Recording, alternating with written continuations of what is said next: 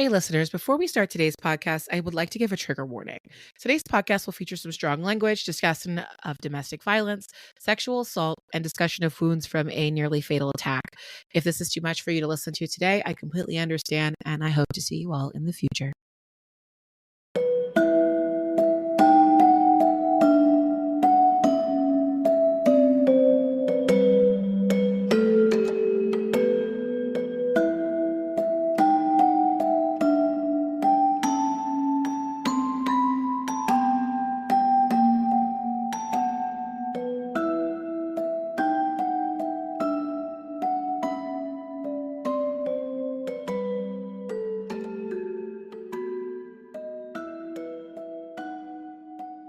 Hey, everybody in serial killer country. My name is Brittany Ransom, and this is When Killers Get Caught, a podcast devoted deep dives into the killers we love to learn about. And in season 3, we are going to talk one-on-one with people who've experienced crime or been deeply affected by the justice system in the United States. But don't fret, you will still get your deep dives into how killers grew up, how they killed, and how they got caught. But our guest today was just 18 years old when she became the victim of a horrendous crime that almost took her life. Her name is Sadie Solstice. She's a lifestyle brand owner and a model, and you might have seen her discuss this on TikTok, but today we're going to dig a little bit deeper. Hey there, Sadie. Hey, how are you? I'm good. How are you? Doing awesome. So like I said, I came across one of your videos. I'm not sure if it was a story time. It might have been a slightly shorter video and was just like, who's this? Right. And then I continued talking to you. And finally, we managed to hook up so we could talk about what actually happened. Now, I have actually listened to all of your story time videos about this. But I guess we should start for people who haven't had a chance to figure out or hear what you remember from the night of your attack. You said it was January. It was February, actually. Oh, February. Okay. See, I'm off.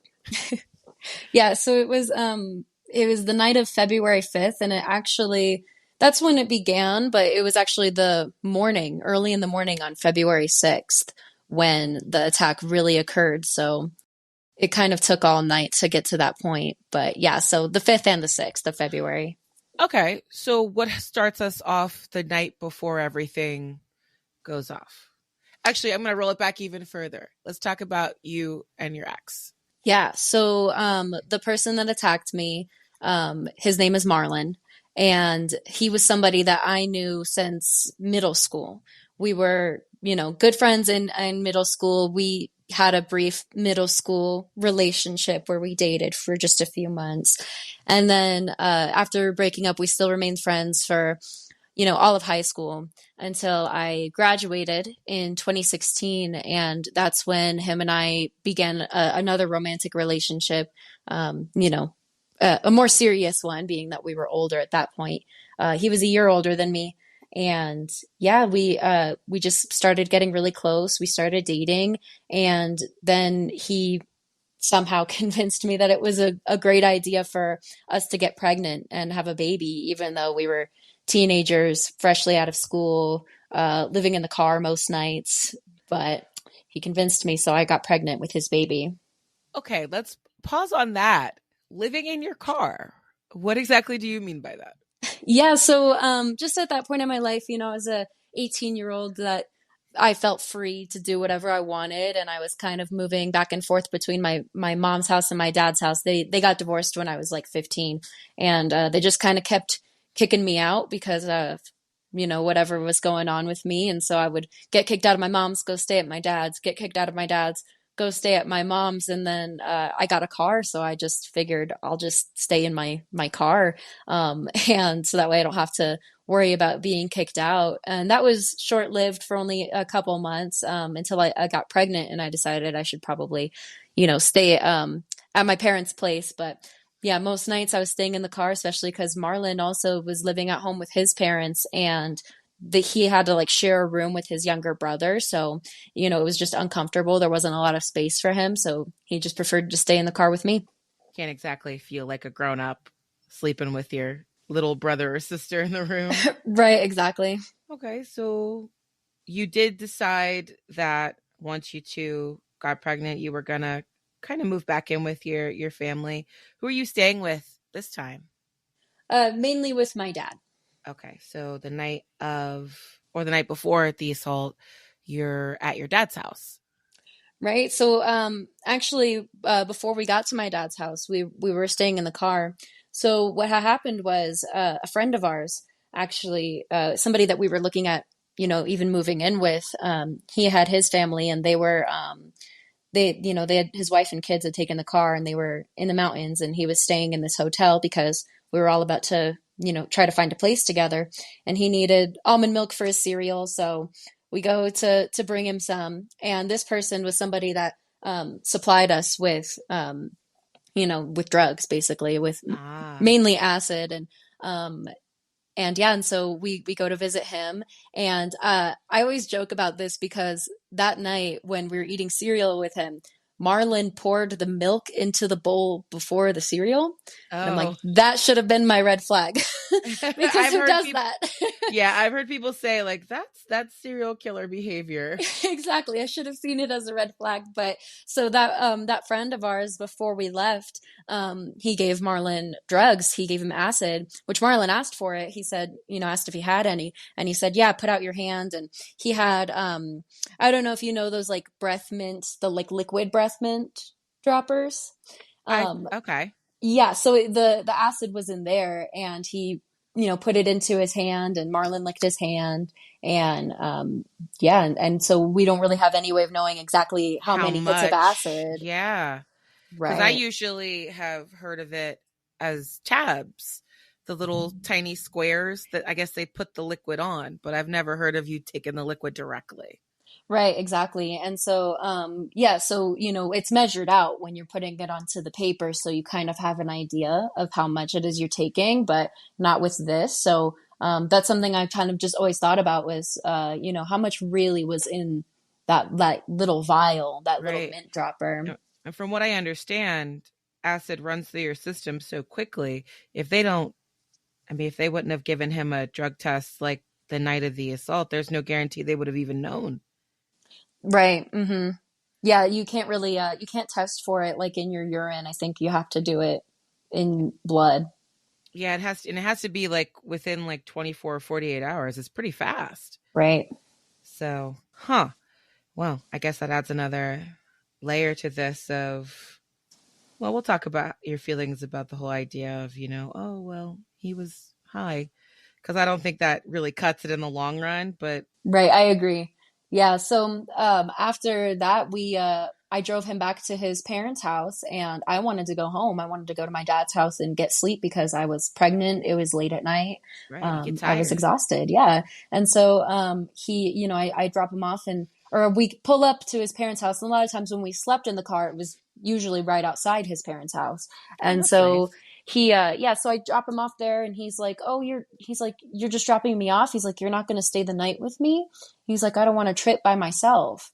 And Ah, so I was like, "Okay, well, yeah, I guess I understand not wanting to like trip by yourself." I was like, "But I'm really tired." So I just laid the seat back in the car, and we were just laying there listening to music and other audios, and I, drifted off into sleep. And at one point I woke up, and I was so thirsty, and I knew that we didn't have any water in the car. I knew that, all the gas stations nearby were closed.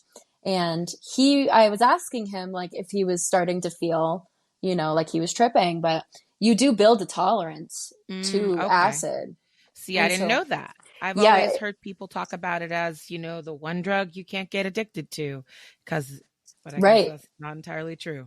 Right. Well, and it's true and it's not true because you can become addicted to anything. Mm. I'm sure you've seen the shows like My Strange Addiction. Those are Hmm. habitual addictions, and so it's a little bit different than like a chemical addiction where your body physically craves a certain chemical.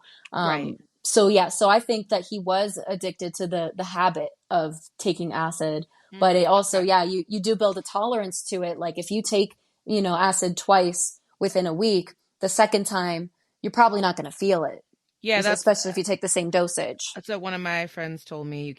She couldn't even do it back to back. Like if she would did it Wednesday, she would need to wait until at least Saturday. Yes, exactly, because you just build a tolerance to it so quickly, and you would have to just really up your dosage. And so, Mm, Marlon was somebody that was taking acid pretty regularly.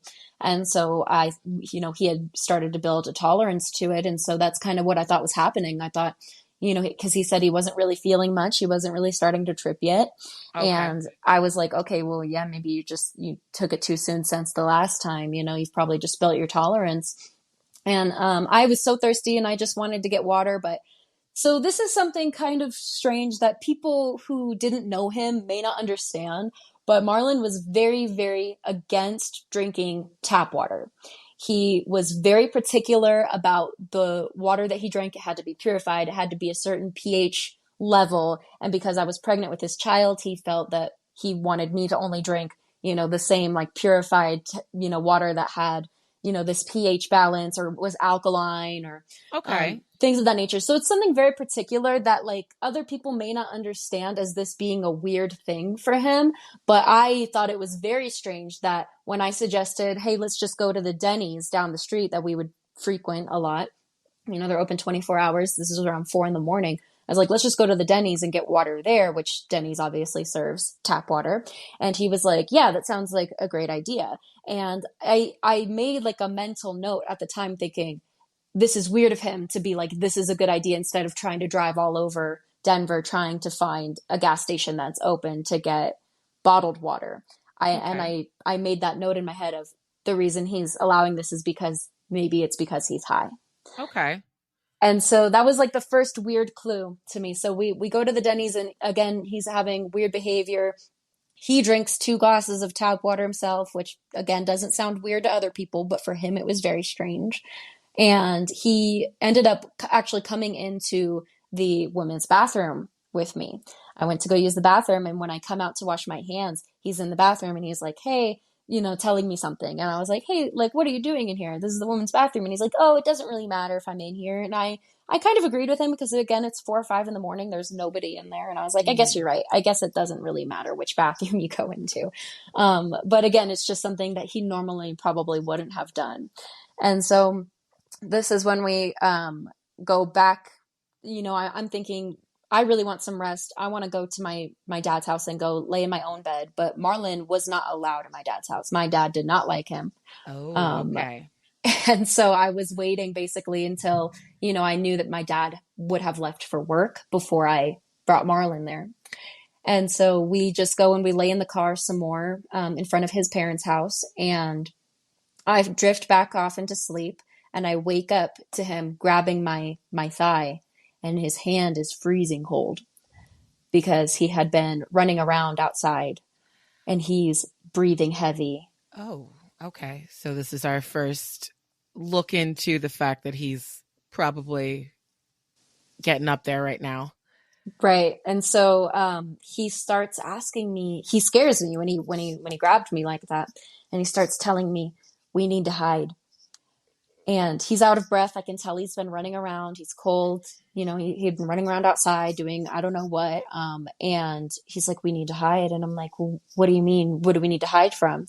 And he was like, well, I don't know, but you're God, right? Oh, And yeah, so I was like, no, I'm not God. And I'm like, I'm a person just like you, remember? And I'm trying to get him to like remember things. right. And I open up the sunroof in the car and I tell him like, look around, look out the windows. There's nothing there. We don't need to hide from anything. It's okay. And Right. he, Because at he this point, you're kind of a seasoned person. I don't know what you call it, not a trip guide, but you've been here with him when he's been high. So you know it right, kind of exactly. to And do. so, yeah, so, and I just thought because before I got pregnant, I would often trip with him. Hmm. And so, we just kind of had this, philosophy that if things are not right in your body, if you're tired, if you're hungry, whatever it may be, if you're not in a good mood and you take acid, it's just going to make you feel those feelings more intensely. So I just figured he must be very exhausted. He must be tired. And that's why he's having this weird reaction to the acid. And so I told And him, for other for other people listening, it's also a really long high, from what I right. understand, like potentially like 8 or more hours. So if you're Right. having a bad time, that sounds awful to me. Oh yeah. Yeah, and it depending on how much you take, it can last, days even, especially if you're very sensitive to substances. Ooh. Okay, yeah, that doesn't sound like a good time to me. We're having a bad trip and it lasts forever. Right. Yeah. And you don't know when it's going to end. Okay, so he's talking to you about you being an otherworldly being. Right. So I just figured he needed to sleep. So I tell him, okay, let's go to my dad's. We'll go to sleep and you'll feel better. And so, on the drive to my dad's house, he was acting very strange. And like singing very off key, very loudly, just uncharacteristically to a song on the radio. And just acting very strange. And I'm like, I was laughing at him, but I was also starting to get a little bit concerned. And so we get to my dad's house and I take him up to my room and I get him undressed. I get myself undressed. So we're just in our underwear and I put him in the bed and he keeps asking me questions like, are you God? How many times have we done this before? Is it water? And that's what he kept asking me. Is it water? Is it water? And I'm not really listening to him because I'm exhausted. He's honestly just bothering me. He's annoying me. I just want to go to sleep. And I'm, trying to tell him nicely, like, hey, like, let's not talk anymore. Let's just go to sleep. But he just keeps asking me questions, thinking out loud, basically, and asking me over and over, is it water? And then this is really where the attack begins because, and this isn't something that I've shared in too much detail, and I don't have a problem sharing it, but he asked me, is it anal? And I was Oh, like, okay. what do you mean? And I kind of laughed it off and I was like, is he just playing a prank on me? Like, Ah. is he trying to just get me to do anal with him? And this is like his weird way of trying to make that happen. And I asked him that and he was very confused. And so I was like, okay, so this is like not like a weird prank. But that's when he gets on top of me and he's like, okay, I know what I have to do. I have to fuck you. Oh no. And I was like, no, no, no, I am not in the mood for this right now. And that's when he just, even though I'm telling him no, he proceeds to basically sexually assault me. And then I was able to kick him off. And I went into my dad's bedroom, into his bathroom, and I locked the door. And this is when he comes up and he's banging on the door, jiggling the handle, trying to get in. And I'm yelling at him, like, dude, I'm not in the mood. Just leave me alone. And I hear him walk away. But then I hear all of this sound downstairs. And I'm like, because my dog is home. And I'm Oh like, a little bit concerned, like, okay, I don't know what's going on. Like, I should go check out and see what he's doing. So I no. go downstairs and I can't find him. And he's in the garage in my dad's tools. And he had grabbed a hammer out of my dad's tools. So I To try think and break into the bathroom. exactly, I think that's exactly what his intention was he was going to use the hammer to try to break down the door, take the handle off or whatever. And so I immediately I see that and I get scared and I kind of wrestle with him a little bit and I kind of just grab the hammer out of his hands and I told him, dude, you're starting to scare me. I'm gonna like mess you up if you don't stop. And so he then kind of just runs upstairs. I go put the hammer away and close the garage door. And I remember walking by my dog and telling her, I might need you. And I walk upstairs, and Marlon is now in my bathroom, and he's splashing in the sink. Because remember, he had been asking, is it water? Is About it water? water. Right. So he's splashing in the sink. And I open the door. The door's like slightly open. And I open the door all the way, and I step into the bathroom, and I say, hey, Marlon, like, what is going on? And that's when he punches me in the face. Oh crap. Okay. Yeah, so he punches me and I fall back. And this is where my recollection becomes a little bit foggy because I remember, what happened after this. in like a chronological sense, but there is a piece missing, a piece that I remember, but I don't remember when it happened. But after I had gotten to the hospital after all of this is all I remembered was this one flash of him hitting me. I hit him back. He hits me back harder. And I decide not to hit him back anymore because he's hitting me Right. back harder. So I don't remember when that happened, but when I got to the hospital, that was all I remembered.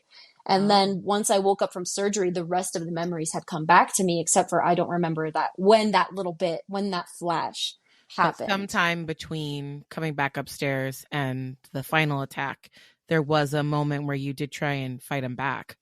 Right. Yes. Okay. I don't remember exactly at what point that was, but what I do remember is going into the guest room, which is right next door to the bathroom. So after he had hit me and I fell back, I immediately thought, okay, I need help, but I don't want to call the cops on him because I don't want him to get in trouble.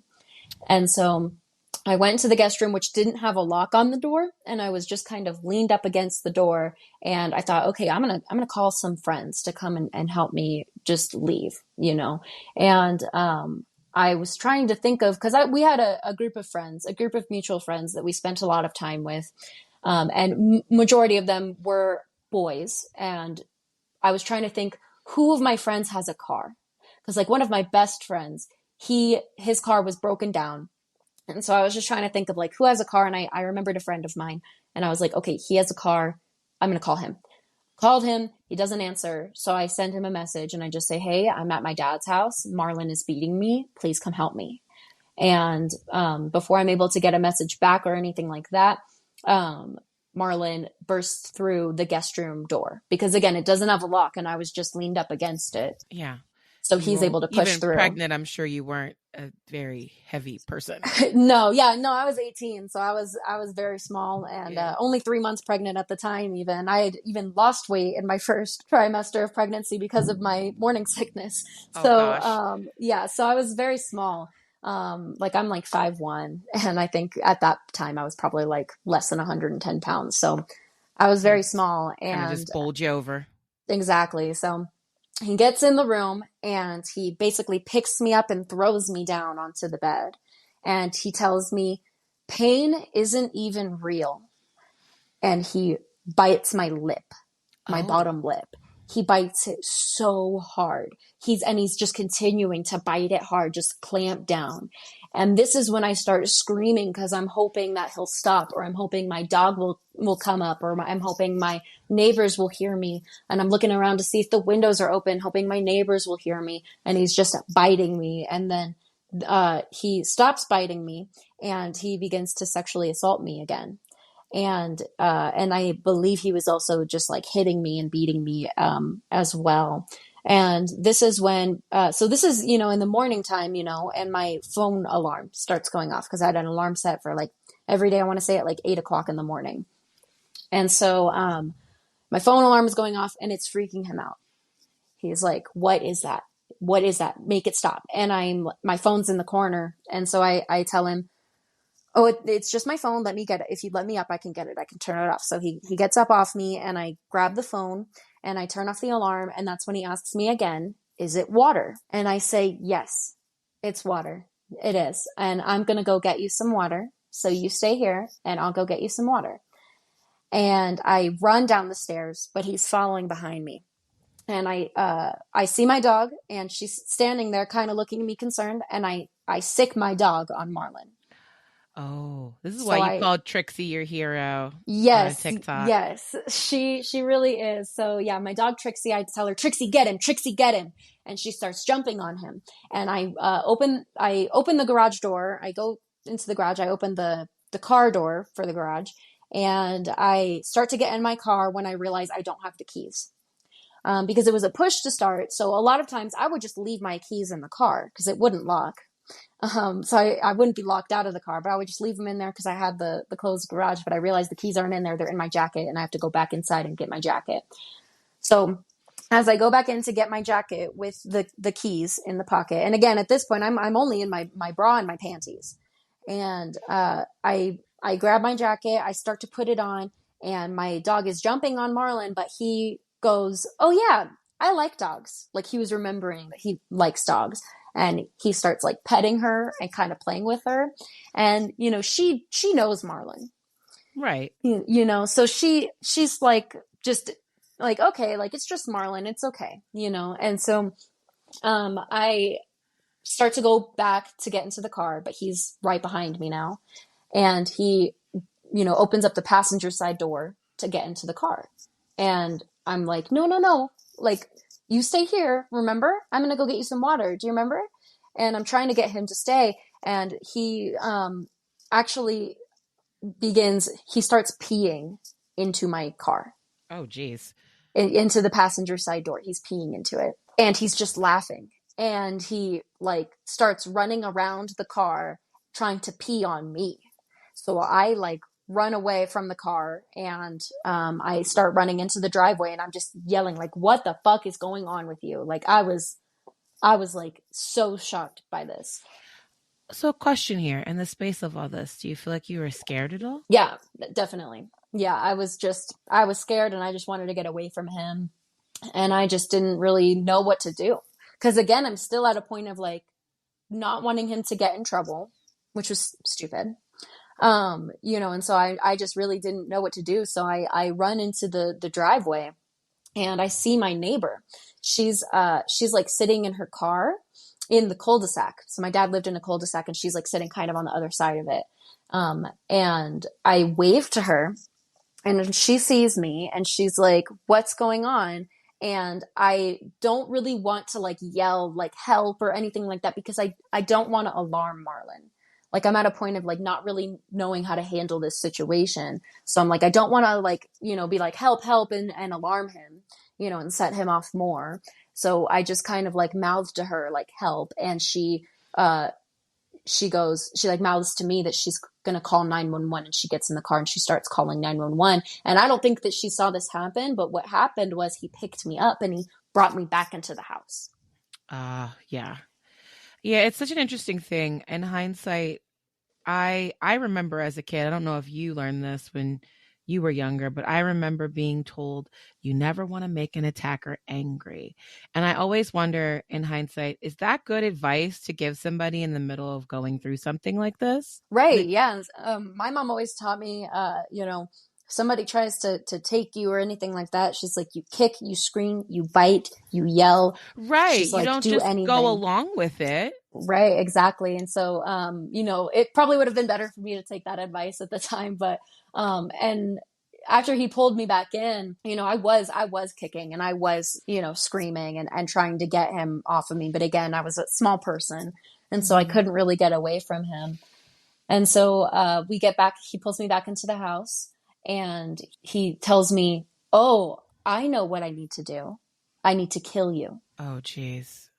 And so he has me like on the ground, like I'm laying on the ground face up, and he's standing, kneeling over me, choking me. So he starts strangling me. And I start like trying to fight him back. I'm like hitting him in the nuts, but I can't quite reach.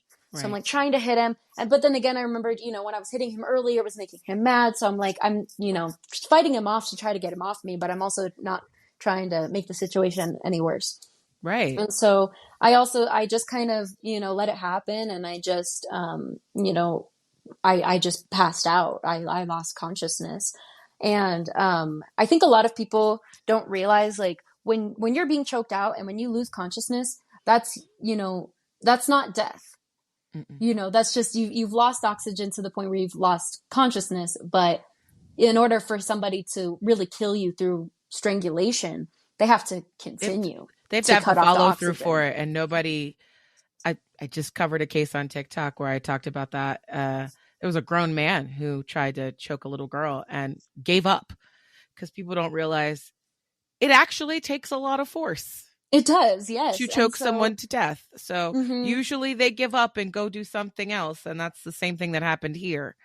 right, exactly. So, this is where I lose like my memory. I know what happened, and I have like maybe like flashes here and there of memory. Hmm. But I did. So I lost consciousness, and then at one point I do remember I regained consciousness and I was crying, and he was like on top of me, and I don't remember exactly like what was happening, but what basically ended up happening was he had grabbed a large kitchen knife out of like the butcher block in my kitchen and began stabbing me. So I was conscious and I was fighting him off, and I have defensive wounds on my hand from pushing the knife away, but I Mm-hmm. don't have any memory of actually being stabbed. Oh, that's good It is, yeah. because it's pretty painful. So at this point, our hero Trixie kind of stepped in. Yes, exactly. So because I had left the garage doors open, um, she had run out and sat on my neighbor's porch. This is what our neighbor told us afterwards, that he sees, because they had one of those front doors that was like foggy glass, so like you could kind of see things outside Mm-hmm. of the door. And she's pawing at the door and barking, and he's like, I think that's Trixie. And he opens the door and he's like, Trixie, like, what are you doing here? And she runs to like the end of his driveway and sits there and turns to look to see if he's coming. Oh, And then she ran back to the house, and he followed her over there because he saw our garage door open and wanted to make sure that, Trixie got back into the house okay and everything. And when he gets to the door, he opens it and he sees Marlon on top of me, stabbing me. oh God. And so this distracted Marlon. Marlon sees him come in, and he gets up and he begins to run towards my neighbor with the knife in hand. And my neighbor slams the garage door into his face, and he begins to like walk away. And then he realizes, no, I have to go back in. I have to make sure Sadie's okay. But what had happened is, once Marlon had gotten off of me and started running towards my neighbor, I had an adrenaline rush, and I got up and I ran out the back door. So I was able to run out of the house, and I ran, and again, this isn't something I remember, but something my neighbors told me. I saw my neighbor who had initially called 911. She sees me run out and she tells me, go run to our neighbor Judy's house. She's like, go to Judy's house. So Judy's there waiting for me, takes me inside. And that's the next thing I remember, is laying on Judy's couch and just being in so much pain. And I don't think I realized what had really happened. What I mean, you wouldn't have a frame of reference for something like this, so I get it. Right. So a good majority of my stab wounds were on my back. And so I just remember, Judy's asking me, like, where does it hurt? What's going on? And I'm just like, my back hurts. And to me, it felt like I had been like punched. And so people ask sometimes, they want to know, like, how did it feel when you got stabbed? And even though I don't have much memory of the actual act, I would say it's not a sharp pain. I mean, and also I was being stabbed with a kitchen knife that was quite dull. Oof. So it was more of a dull pain, like you're being punched, not the feeling of being stabbed that you would think. Okay. And so the next time you wake up, because at this point we're looking at blood loss now. Right. And so you were a pretty small 18-year-old girl at the time. So you pass out and you wake up in the hospital. Right. So actually, I'm on Judy's couch, and I actually remember telling her, I just want to get in the bath. Because I don't think I realized, again, like, I don't really know what's happened. I'm just in pain, and I want to be in the bath in the warm water to soothe me. And she's like, I don't know if that's a good idea, but she takes me to the bath, and I run the water, and I'm like, I just want to be in the bath, which is terrible. If you have an open bleeding wound, do not get into water, because you are going to lose more blood that way. Ah, And okay. I didn't know that. I don't think I even realized what had happened. And I'm in the bath, and Judy's on the phone with 911, because my neighbors had called 911 already, but they were trying to, I don't know what exactly happened, where we're waiting for the Well, the ambulance to first get call is there. probably, oh, there's a domestic disturbance a couple doors down. They're like, oh, Right. we'll send somebody out. The second call is, this guy, I saw this guy stabbing this girl. And now here's a question. You're in Judy's house. Where is Marlon? So that's a great question. So Marlon is still in my dad's house. And what happened was, when my neighbor went back in to make sure I was okay, Marlon again was trying to attack him. And my neighbor he's like a very large man, he's like 6'4", and Marlon's only 5'10", 130 pounds, like a smaller guy. And Mm-hmm. so my neighbor was able to basically pin him against the wall. He banged Marlon's hand up against the wall until he dropped the knife. And then my other neighbor, who was a retired Marine, actually, came because everyone in the neighborhood is like, something is going on over at that house. And so my other neighbor, who like I had babysat his kids and stuff, like we had a pretty tight knit community in that neighborhood. But they came in to see what was going on, and so my two neighbors both held Marlon down, waiting for the police to get there. Wow, that's just good that you had them. Yeah, absolutely. He probably would have chased you to the next neighbor's house and tried to attack both of you.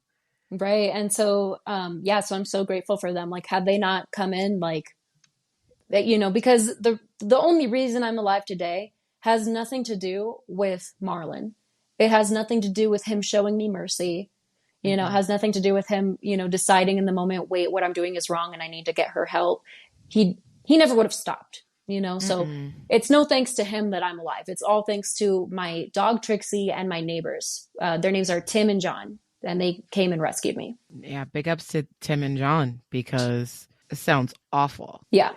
And I know that it definitely deeply affected them, Yeah. Well, I just saw Tim the other day. My dad still lives in that house, and Tim still lives right next door, and he got to see I brought my son over. And so, yeah, he got to see him. And so we still see each other every now and then when I go, visit my dad. But yeah, it definitely deeply affected them, because I couldn't even imagine, like, I don't even have, memory of what happened, but for them, they do.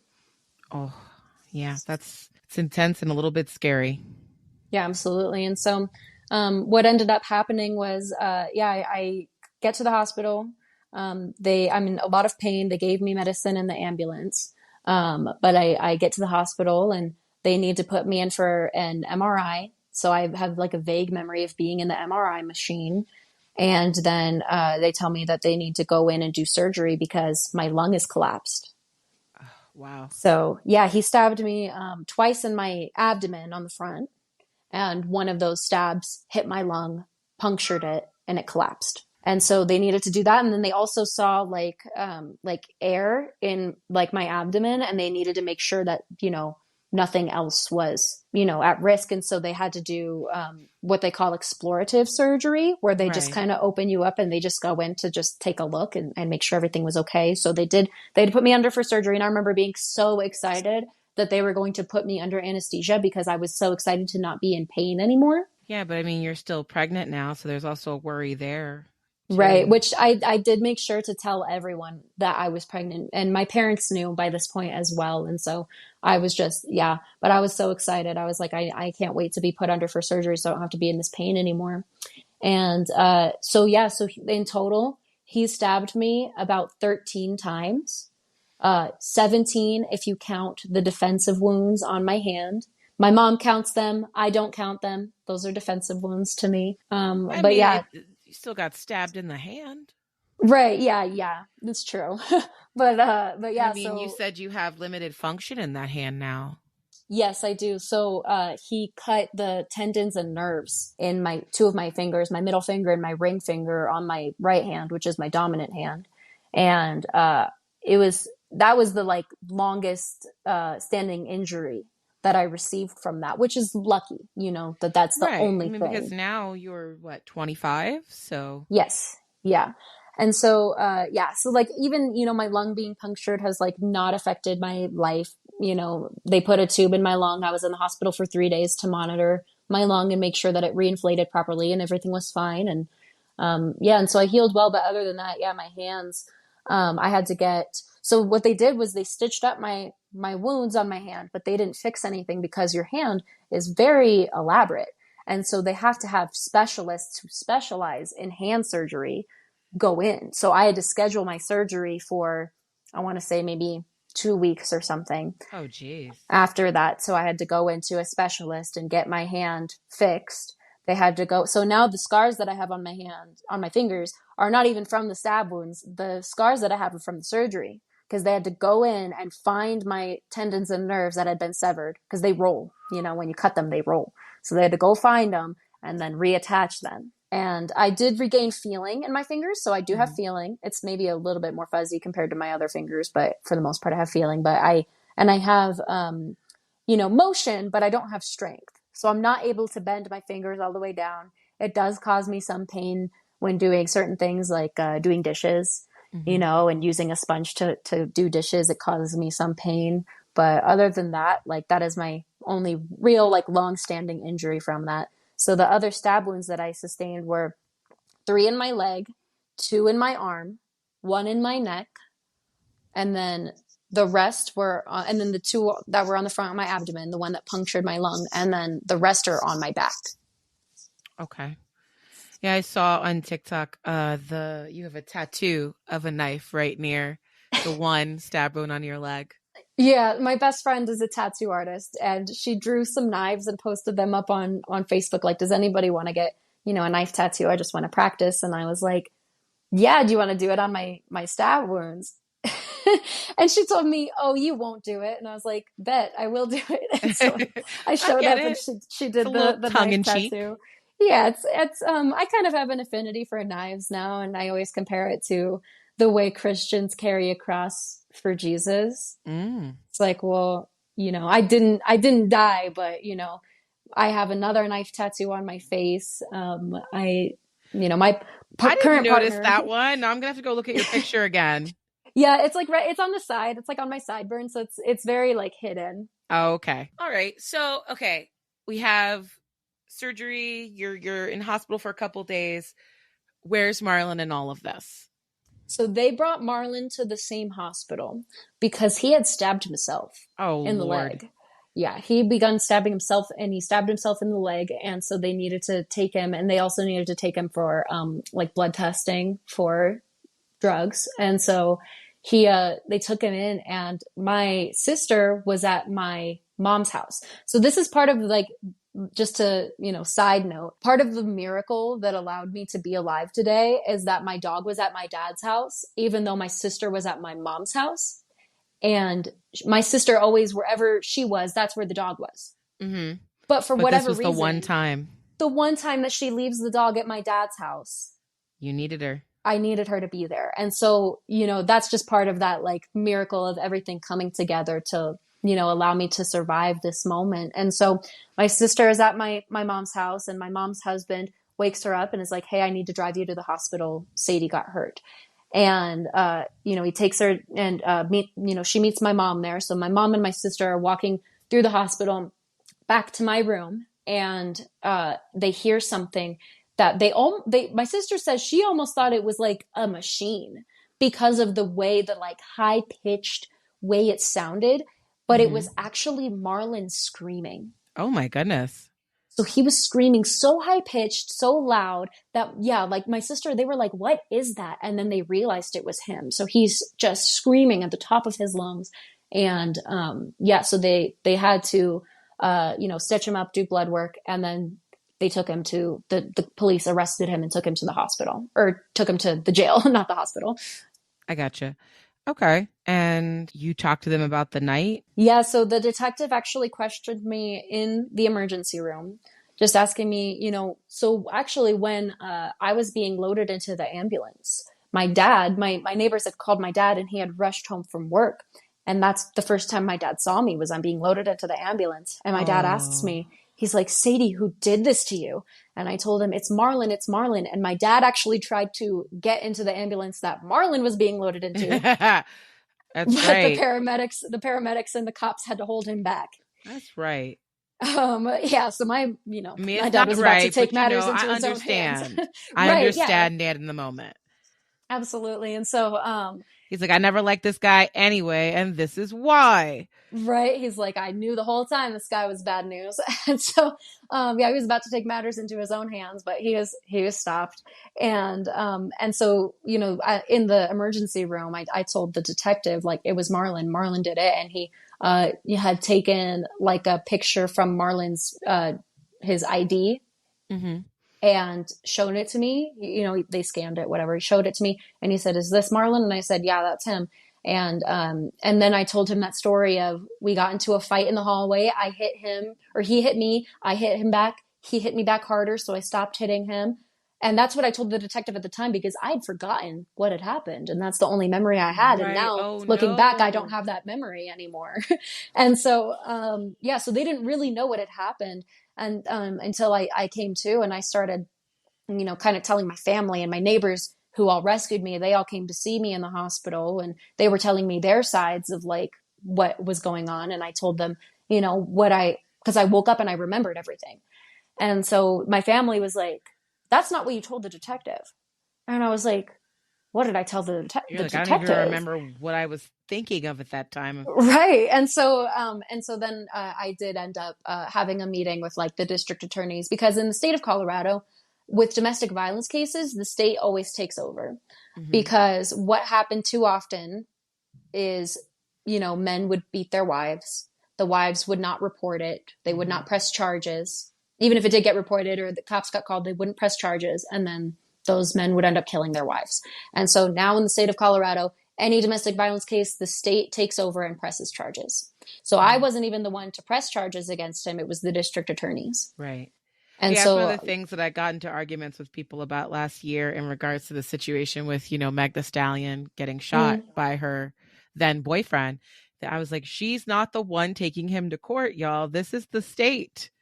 yeah, It's people don't out of her realize that. control at this point. It's not her fault. I mean, also to be fair, she's the one who got shot. Why Right. are we She's the mad at victim. her? Well, and it happens often. And I had a lot of people giving, me grief after this happened. And so, after this happened in the hospital, I remember they have separate workers who they're not, necessarily like nurses or doctors, but what their job in the hospital is to just wheel patients from room to room. Okay. And I remember the guy who was wheeling me, was like, "Oh no, like what happened?" Asking, because I looked terrible. Yeah, I My saw one face of the was pictures you swollen. posted on Hmm. TikTok. Yeah, my face was Intense. completely swollen. My lips were completely swollen. I had black eyes, and my a blood vessel had burst in one of my eyes, and then obviously I had stitches and staples all over me. My hands were bandaged up, because again they didn't want to go in and do anything yet until I was able to see a hand specialist. So they just bandaged me up so I wouldn't move my fingers too much. Mm-hmm. So I looked terrible, and I remember the guy asking me, what happened? I was like, oh, my boyfriend tried to kill me. And he goes, oh, I hope he's your ex-boyfriend now. And I go, yeah, he's going to be my ex-boyfriend now. But Mm-hmm. and so in the hospital for the 3 days I was there, I was like, that's my ex now. Until I got out of the hospital and I started thinking, I don't want to have Nah. this baby alone. I'm a teenager. It wasn't his fault. I start making excuses for him. It wasn't his fault. He was on drugs. It was an accident, And so after that, I decided that I was going to stay with him Oh. and try to make it work, And there's so much pressure, I think, too, because I was a teen parent and I wanted to prove society wrong. I'm not a statistic, I'm not going to be a single mother just because I'm a teen parent. I'm going to make this work, and we're going to have a happy life, and we're going to get married, and so I just kind of had this pressure that I felt to like especially because he was somebody who was not well liked by people in our age group. He had, he had a lot of people who liked him, and then a lot of people who didn't like him. Okay. And I wanted to prove the people who didn't like him wrong. I made a good choice in dating him. I made a good choice in deciding to have a baby with him. So I just wanted to prove those decisions that I made right. And so I decided I was going to stay with him. And so that caused a lot of backlash for me, where people were telling me, Sadie, you're being too positive about this. Sadie, you are, you're delusional. I even had random people off of Facebook, which I never found out who this was, but one profile in particular with what was probably a fake picture and a fake name, telling Mm-hmm. me that this was all my fault, that Marlon was in jail. If I, loved him, I wouldn't be pressing charges. And that's when I tried to explain it's not me pressing charges. It's the state. And even went as far as to calling me names such as a cum dumpster. Yeah. Yeah. So like things like that, to the point where I had to deactivate my social media for probably a couple months because I couldn't stand to look at it. Wow. Yeah. And you gotta wonder, who is that person who hears my friend nearly killed a woman and goes, obviously he did nothing wrong. And there's Like, still people that feel that way. All these years later, he still has supporters who think that he's done, it was an accident. He was on drugs. He's done nothing wrong. yeah, but you know what though? I'm not really a person who does a whole lot in regards to like drugs or things of that nature. I grew up with attorney parents and I was a singer growing up. So in my head, I was like, we're not going to do anything to destroy my voice. And also nothing that's going to make my mom or dad upset with me. But Sure. like I hung out with people who did things and I have been around people on acid and I have never in my life seen anyone even get violent on that drug, let alone go as far as Marlon went. So I don't know what was going on in his head that day, but that's not the norm. And I agree. And at the time, like I said, I was making those same excuses for him. And he had me very much under his thumb. It was in that relationship, it was what Marlon wants, we do, like I just felt very, and you know what? I felt low self-esteem at the time and I felt like he was better than me. And I think that's where it came from. Now, this didn't seem like it was an abusive relationship before that night. But Not physically ever, no. Okay, but you do feel like there were some things that he was doing that were abusive in terms of emotional abuse before then. Yes. So not really too much like verbal abuse. Like he never really yelled at me. He did call me names. But it was a lot of like emotional abuse, emotional manipulation. He was very skilled at it. He was very skilled. He had a lot of people fooled and still does. But he was very skilled. I always, referred to him as the masterful manipulator. And he just really, had me, like I said, under his thumb. And it was impressive, honestly, the way that he was able to just kind of control me. So this is now in the hands of the court. Right. And they are going to prosecute. It goes to court, and you said Marlon got 13 years, but it was weird. He didn't exactly get charged with what he did. Right. So the way these cases work is they offer a plea deal, which basically says if you just, plead guilty, we're going to give you this sentence instead of, risking going to trial, getting found guilty. Murder. Right, exactly. And he actually had 2 attempted murder charges, one for me and one for my neighbor that he tried to attack as well. So the charges that he were arrested on were 2 attempted murder charges, menacing a deadly weapon, 3 different assault charges, one for strangulation, and attempted sexual assault. Right. 2 attempted sexual assault charges, obstruction of telephone service, because when I had called my friends for help, he had thrown my phone to the floor. And the last one was kidnapping, because after I tried to leave the house, he pulled me back in, and that's kidnapping. Right. And so those were the charges he was originally arrested on, which would have, had he been found guilty of those charges, he would have gotten a sentence of, he was looking at probably 30 years.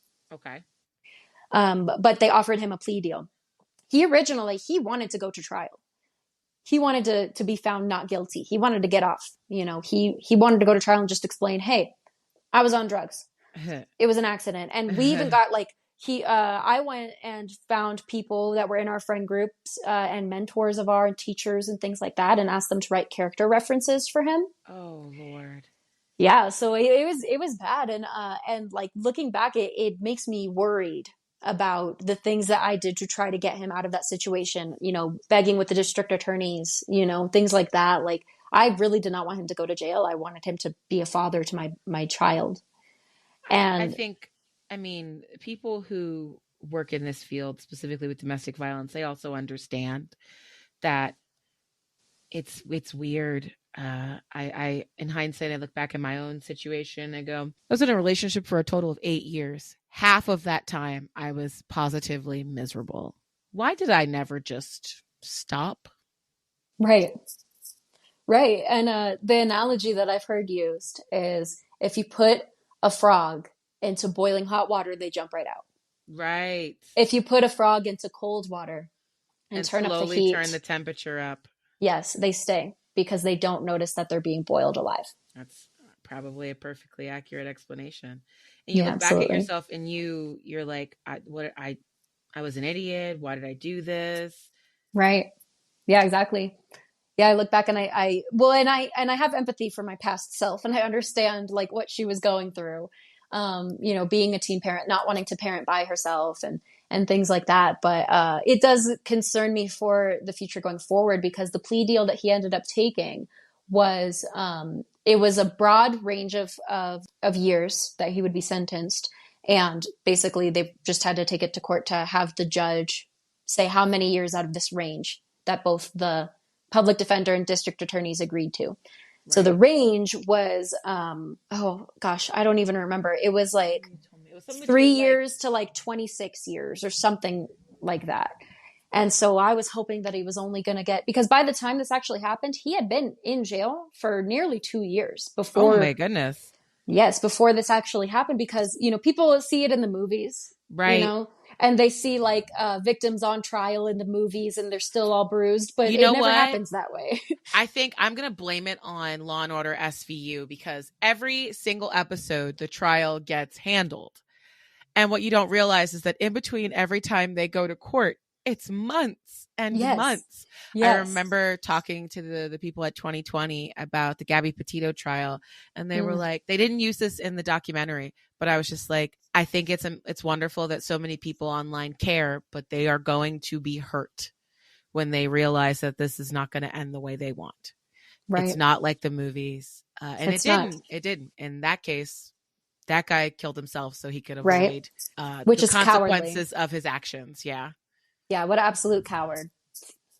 So yeah, I was like, this isn't going to end the way people want. They think it's going to be we found him, we found her, everything's going to go to trial, we'll all get justice. And unfortunately, all too often, no justice happens, or it's limited justice. But you said he's eligible for parole next year. Yes, so he was sentenced to 13 years total.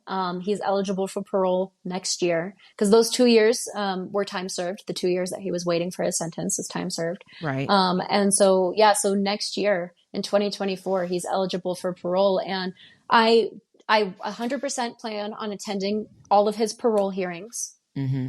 And just because he's eligible doesn't mean he's going to get in front of a parole board right away. Right. It could be months before he gets in front of a parole board. But it does matter when you show up. Right. And so I'm going to show up and I'm going to tell them. He actually filed for a pardon, I believe it was. Really? Yeah. And I got an email from the victim services telling me, and they asked me if I wanted to write a statement for this case. And I wrote a long statement explaining what had happened. And he was denied. Good. Bare minimum, he needs to stay in for his minimum amount of time. I wish it was actually longer, because I mean, it's not like he's going to, if he's going, I was just drunk, or I was just high. Are you committed to never using drugs for the rest of your life, dude? Probably not. So you're going to just be high the next time you do something and hurt somebody? And I just don't think that intentions matter, because I think across the board, we all have good intentions. We all think we're doing the right thing. And I don't think that matters. I think what matters is how you affect people, the outcome of your actions, your impact. Exactly. And so, like, I always compare it to Thanos from the Marvel universe. Mm-hmm. Thanos thinks he's doing the right thing. He thinks that he's helping by wiping out half of all life because it's going to be more resources for the ones left. He really thinks he's doing the right thing. Everyone thinks they're doing the right thing. Right. And so, I mean, my thing is, when you say that, because I asked you during our pre-interview what his side of the story was, and you said he doesn't seem to have any idea. Like, he keeps telling people in prison different stories about what happened. Mm-hmm. Exactly right. So he doesn't know what happened. And I feel like in order for you to not be a danger to people, you need to know what happened, sir. Right. And after he, while we're going through this trial process, because again, he wanted to take it to trial, and he ended up being convinced to take the plea deal because there was no way he was going to win that case. An attorney sat him down and finally made it through to him. Right. Exactly. And so he did get a psych evaluation during that process, and he was officially diagnosed bipolar disorder and narcissistic personality disorder. That's interesting. Wasn't expecting that one. Right. And so, and I actually always like suspected, growing up with him, like that he might have bipolar because he did display some of those symptoms. Mm-hmm. And looking back at it now, having those actual diagnoses, I'm like, it fits. It makes exact sense. Like I can see moments where he was manic, and he was one of those bipolars that was mostly manic, went through very quick depressive episodes and then would be manic again. Mm. And I think that, in combination with those things, and the narcissism was just always obvious. He was always an obvious narcissist. And that's why he had those, very skillful manipulation skills, And also why a lot of people didn't like him. Right. Yeah. So a lot of people didn't like him when they saw through him. And then a lot of Mm. people did like him because he had this very charismatic persona that he put on to trick people. And they care about, and that's why somebody in that case would take it to trial, because they care more about the fact that people would see them. Because in order to get a plea deal, you have to admit guilt. Right. And you don't want to admit that to the world, that Right. you physically assaulted your girlfriend. That doesn't look good on anybody's record. Right. And he actually, he has a Facebook page. So I am not sure how it's being run. It could be possible that he's calling somebody and asking them to post on his behalf. It could be possible that he has contraband. It could be possible that even the prison he's in is allowing them internet access, because some prisons do. But I've seen this page. I think when you have like a sex crime that involves the internet, they ban the internet from you. But this is a terrible random story. But years ago, I met a guy like a couple weeks before he went to prison. Oh my gosh. And he wanted me to, I don't know, be loyal to him. And I'm like, dude, I don't even know you. But years later, he hit me up on Facebook too while he was in prison. And I was just like, what are you expecting, bud? I'm dating somebody. He's like, you didn't wait for me. And I'm like, I only knew you for 2 weeks. What are you talking about? But yeah, some of them do have access, I guess, based on good behavior, things of that nature. Mm-hmm. And yeah, I've even seen like people in jail cells going live on Facebook or going on TikTok or things like that. Like I've seen, prisoners on TikTok and things like that. So he has a Facebook page, and even on this page, he has supporters galore, a bunch of people who support him. He posts all of these very delusional. He really thinks of himself as a god. Ooh. He thinks of himself as a prophet. Like he is that type of narcissist. He's very spiritual, and he just really thinks of himself as the end all be all. He thinks he's a prophet, and he has supporters, and he has made a post about the situation. And again, it's all defending his actions. What? Yes, just all defending it, saying it was, he didn't need to do it. He was on drugs, and it was for whatever reason, I feel like when he goes up for parole, you need to have screenshots of that, because that is not somebody who is contrite and ready to, be back into society. You're right. Saying you did nothing wrong? Are you kidding me, dude? You almost died. Yeah, absolutely no remorse. And I think, and I do wonder about that. Had I not made it through, which again was nothing to do with him. It was not because of him that I am alive. It was because of my neighbors stopping him. If he was able to continue on, I would be dead today. And so, I do wonder, like in that moment, would that have changed anything, or would he still justify it? Probably. I think he would. I mean, to avoid going to prison, you have to essentially, you can't show any remorse in court, because they'll be like, oh, well, that means you did it. You can't, like, even in situations where somebody shot someone out of self-defense, they really can't show any remorse for the action, or it looks bad to the jury. Mm-hmm. So you have to maintain this position of, I was right. And it just seems so callous to me personally. Absolutely. That you could look, your victim in the face and be like, yeah, I stabbed you and collapsed your lung and did all these horrible things to you. And so what? Right. Now, here's my question. And I thought about this after we had our pre-interview. What happens with his aspect of being a parent when he gets out of prison? Do you have to allow him access? So, because I was 3 months pregnant when this happened. Mm-hmm. So he was in jail when the baby was born. Mm-hmm. And so, I don't know if this is just a Colorado thing, but again, if the father is not present to sign for the birth certificate, they will not go on the birth certificate. Right. And so I am the only parent on his birth certificate. Mm-hmm. I did foolishly, as you know, a teen who wanted to still make things work with him, I did give my child his last name, Marlon's last name. That can be changed. And so, yeah, that's what we're in the process of right now, is changing my child's name legally. Filing. I do, in the state of Colorado, you have legal custody. The mother has full legal custody of her child, Mm-hmm. unless, proven, an unfit parent or things of that nature. But my son is, mine legally. And after my partner and I get married, he'll be probably adopting my son, just nice. to make sure that if something does happen where Marlon does try. That's what I'm worried about, because a lot of these times people who are abusers will try little ways to stay in your life. Right. And that is my fear. That is my fear with him getting out, is the fact that we do have this child that he might want access to, that he might want to take from me, that he might want to hurt either me or my son. And so that's our biggest thing, is protecting my son. And so again, that's why my partner will be adopting him, because if something were to happen to me, I'd hate for the baby, Marlon to come. Marlon, right. Which he wouldn't, but I just want to make sure everything is in place to make sure that even if Marlon does try to get custody, if he does try to get visitation, that no judge would look at, this case and say, yeah, you can have visitation. So we're just making sure, putting everything in place to make sure that doesn't happen. I wish I could say that I have not seen that happen, but I've seen actual rapists request visitation from the children that were born out of an assault.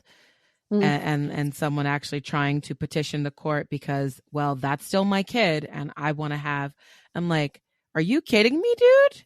Right. It's disgusting. And I think we're going to see a lot more of it with the laws that are being put in place in this country. Yep. Unfortunately, I just saw a case, and this girl, she was very young. She didn't want the baby and she had no option to get rid of the baby. She hid it and then she tried to throw it away. And I'm like, well, yeah, when you don't allow women the ability to control their reproductive health, this is what's going to happen. We said to you, this is what was going to happen. Yeah, people absolutely will find a way. Absolutely. Because it's not as easy to get your child adopted out as people think. Oh yeah, no, it definitely, and we already have, hundreds of thousands of children in the foster care system being harmed every day. Oh, it makes me so upset. One thing I wanted to talk about was, you said, we talked about in the pre-interview, but I want them to hear about this, because like you said, you were on Marlon's side for about 2 years after he was in prison. I want to talk about that time period of when you were using all of your money to talk to him and for hours every day. Like, what was going through your mind then? I guess it's 18 to 20 years old. Yeah. So at his, one of his first court hearings, I attended every one, with my family, and, I put a petition to modify our protection order, because again, in these situations, the district attorneys are pressing charges and there was a restraining order, a protection order put in place.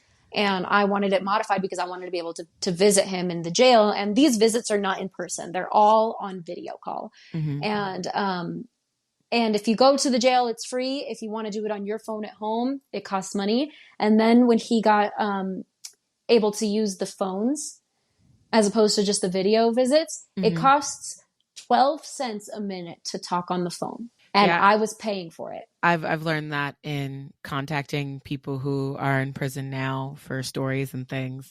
I think to send an email to the one woman I've spoken with in the UK, it's like $4 every time I send her an email. Yeah.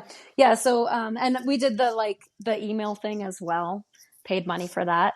Sent each other letters and talked on the phone for 12 cents a minute. And you would think, you're spending all this money, you're trying to help him feel better while he's in prison. I'm sorry, it's out of my control. I would have dropped the charges if I could. You would think in that situation, he would be nice to you. And, you know, he was in the beginning, and I think that was part of the love bombing manipulation to get me to stay with him, because he was everything I wanted him to be before. You know, I wanted him to be sweet to me, and my love language is words of affirmation, and I wanted him to give me those words of affirmation. He was finally starting to do these things, finally starting to tell me all the things I always wanted to hear from him.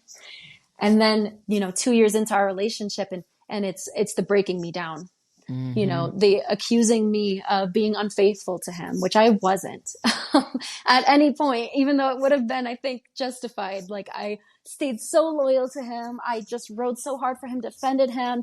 And he's just on the phone with me, making me feel small and insecure. And I just realized I'm paying money for this.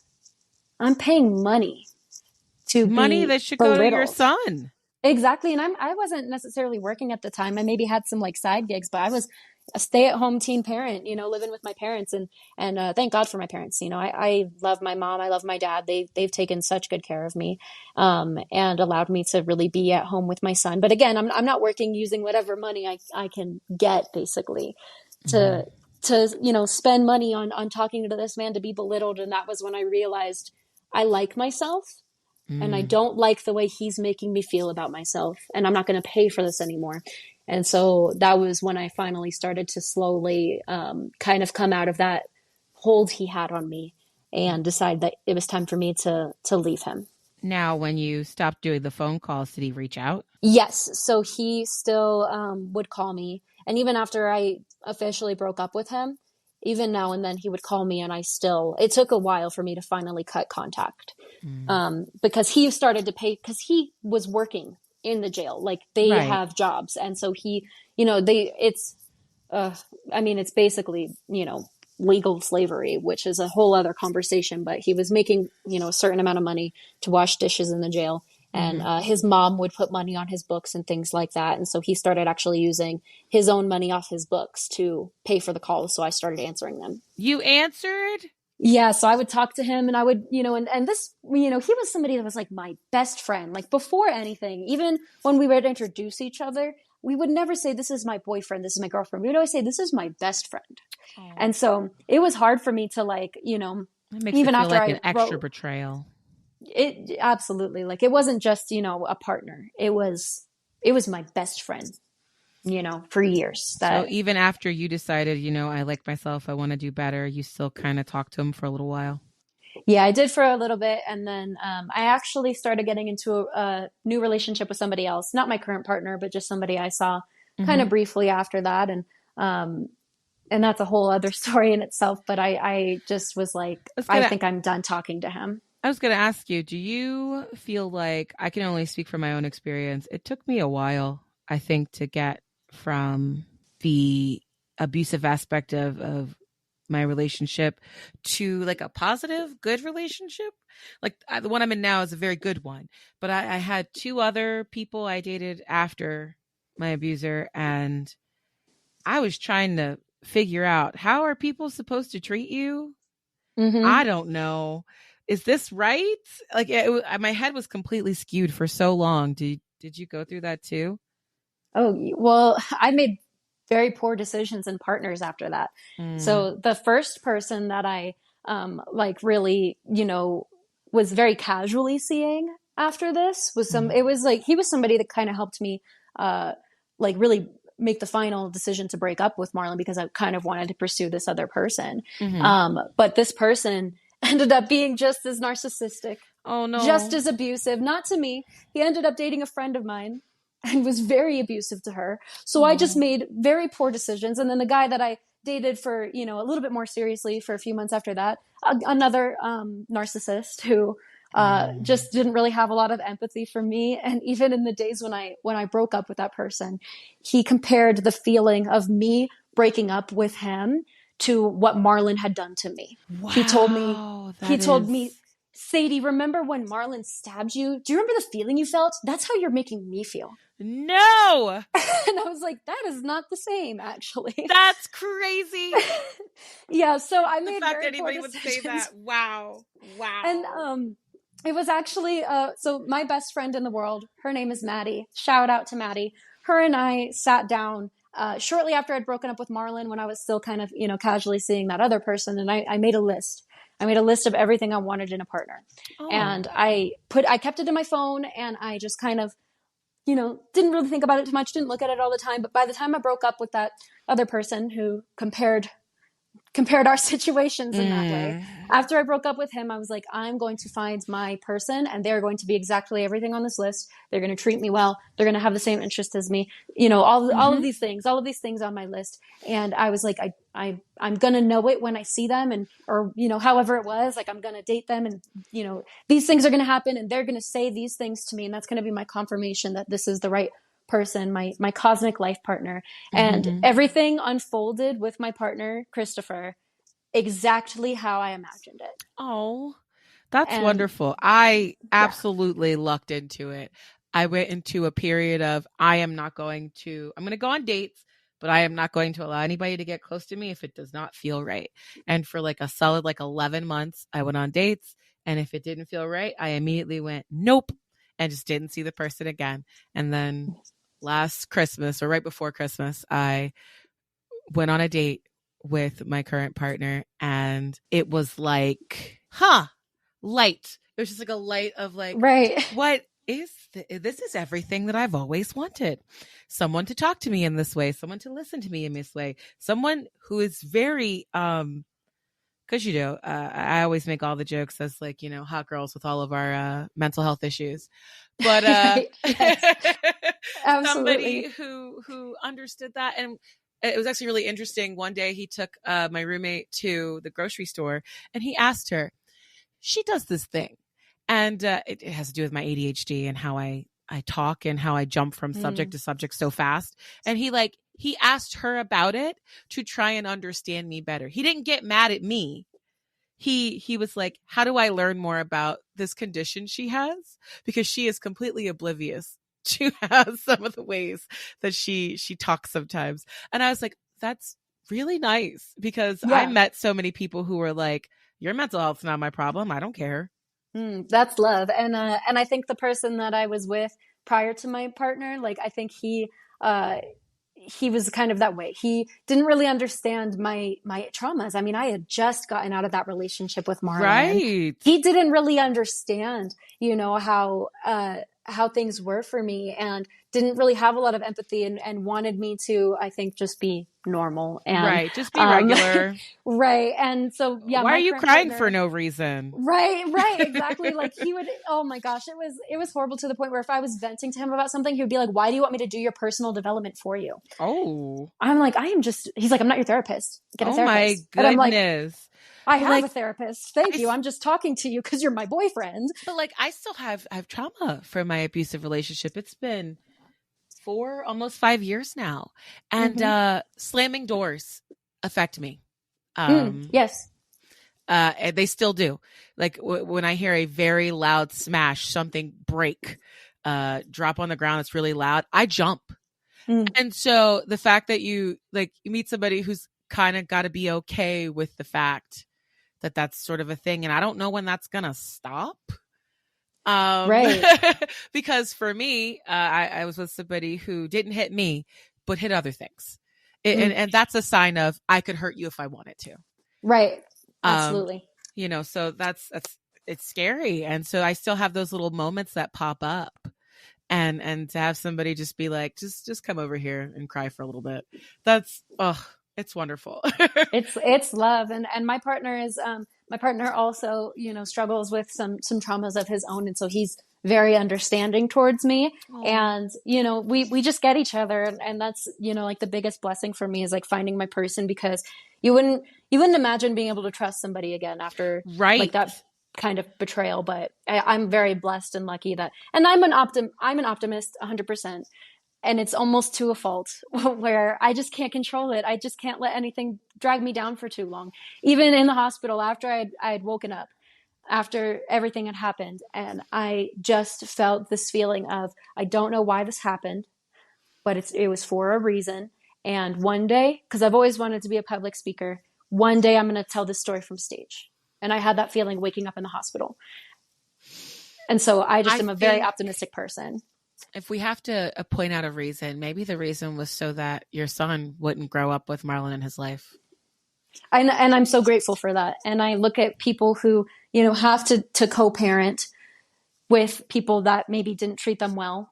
And it's really hard. And I'm lucky that I don't have to co-parent with him. He's out of the picture. Maybe you unfortunately went through all this pain, but you can save your son from going through more pain of having a narcissistic parent. Because I have a bio dad who is, he's a trip.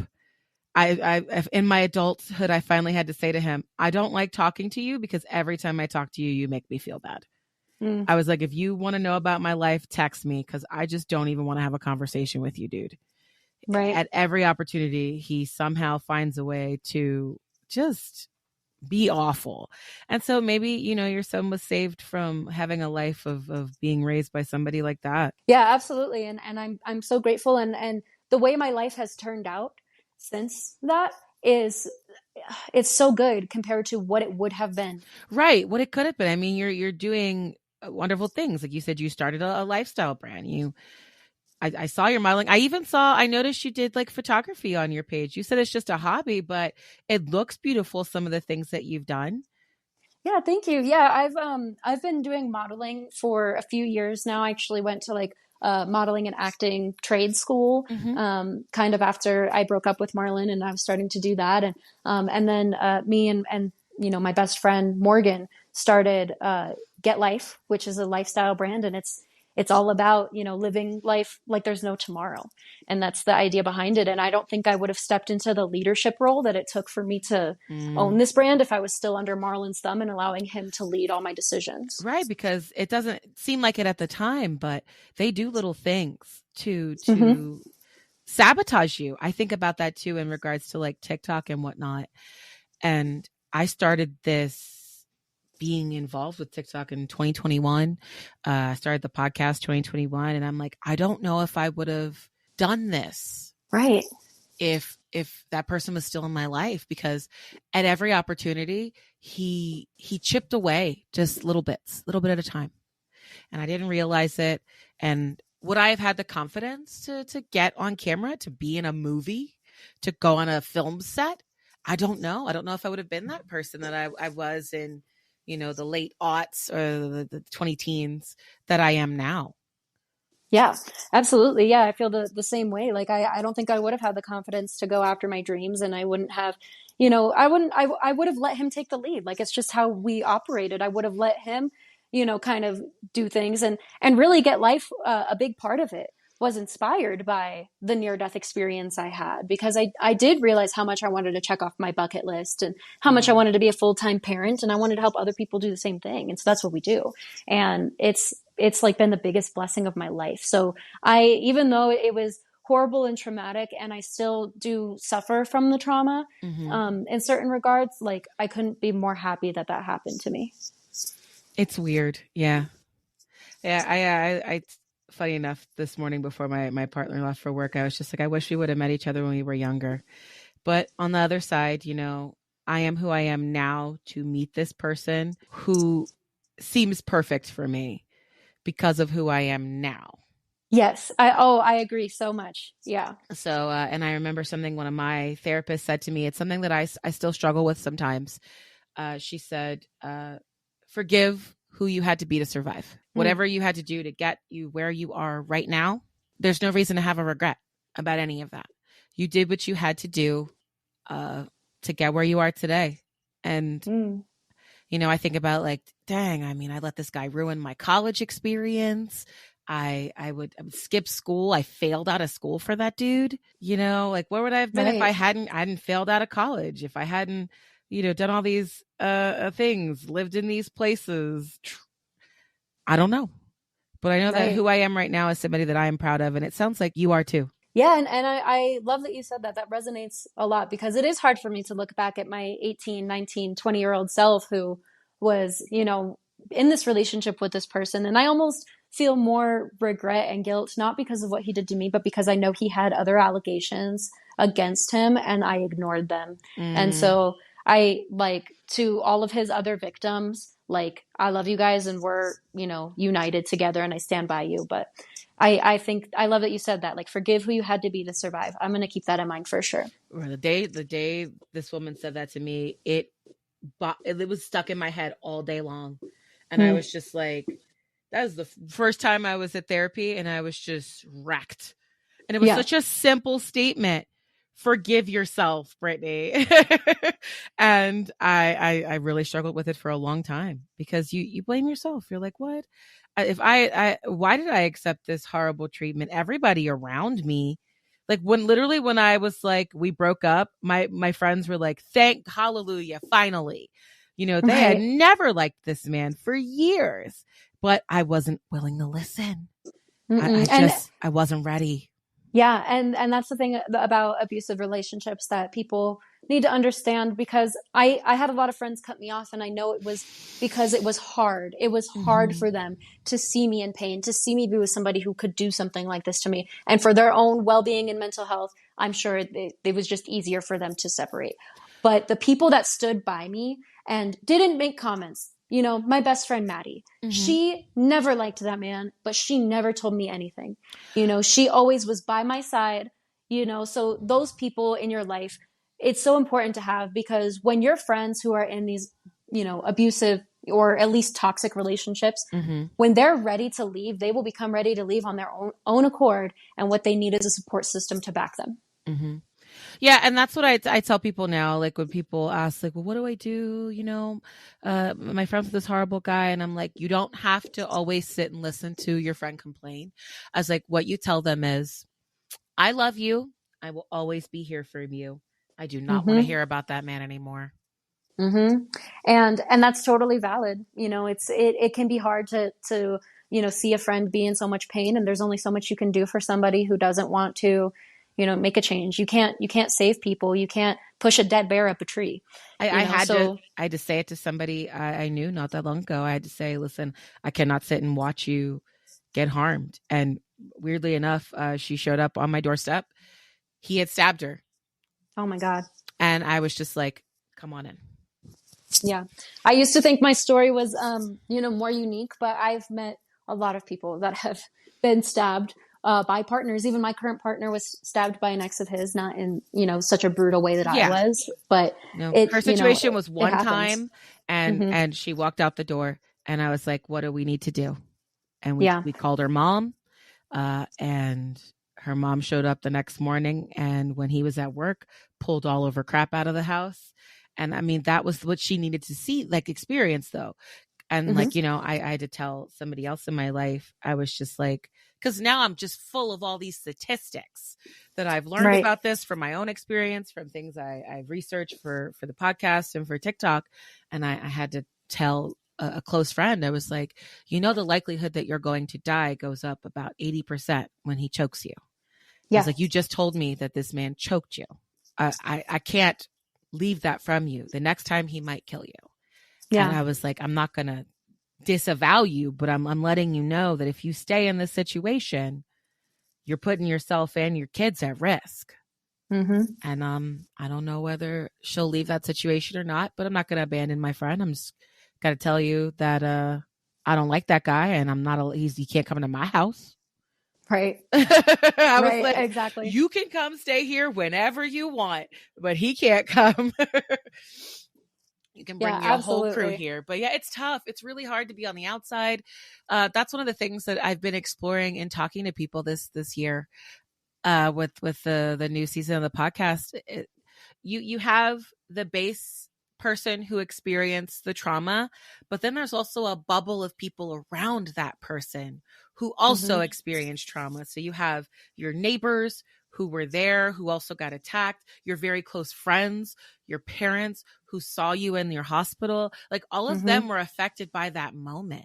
I'm sure the moment that both your mom and dad saw you in that hospital bed is embedded in their brain for the rest of their lives. You're their baby.